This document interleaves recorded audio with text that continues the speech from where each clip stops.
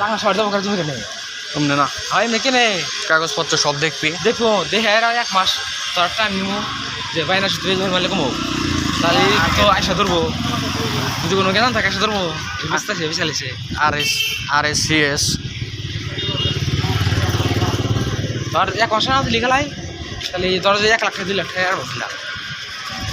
সাক্ষীরা হ্যাঁ স্টাম্পে সই করে আর কাঁচা আমার ভাই স্টাম্পে সই করে দিতে আর জমা দিয়ে আমরা বাইনা সূত্রে মালিক কমো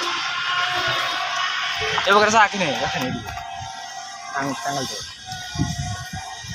তারপর 2 লাখ টাকা আর দিয়ে গেল দিয়ে